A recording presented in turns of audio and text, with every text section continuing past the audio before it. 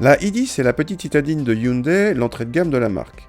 La i10 chasse sur les terres de la Twingo, des C1 108 Aygo ou des Hub Citigo Mi, sans oublier sa sœur technique, la Kia Picanto. L'actuelle génération date de 2013 et a eu droit à un restylage fin 2016 qui a vu le bouclier avant évoluer et intégrer des feux avant dur en LED circulaire.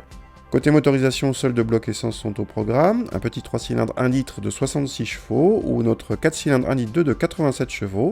Pas de diesel au programme, mais le 1 litre 2 peut recevoir une boîte automatique, toujours bienvenue sur une citadine. A l'intérieur, le restylage a permis l'arrivée d'un écran tactile avec GPS en série sur notre modèle en finition haut de gamme. L'Apple CarPlay et Android Auto sont également de la partie, mais l'alerte de franchissement de ligne et le freinage automatique d'urgence sont en option. Les plastiques sont durs, mais les touches de couleur égayent la présentation.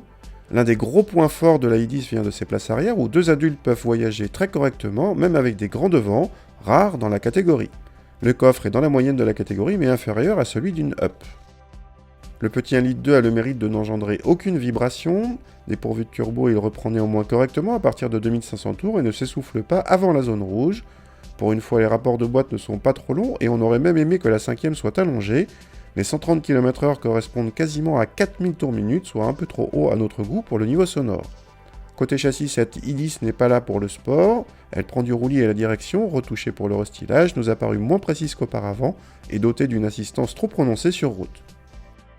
En budget, cette i10 consomme un peu plus que la moyenne de la catégorie, mais finalement à peine plus que la version 3 cylindres selon nos mesures. En fait, seule la version avec boîte automatique consomme exagérément et engendre même un malus écologique, un comble pour la catégorie.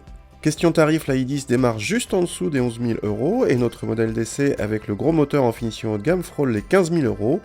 On est donc dans les prix de la catégorie, mais cette i10 mérite le détour pour son niveau d'équipement et ses 4 vraies places, sans oublier sa garantie 5 ans.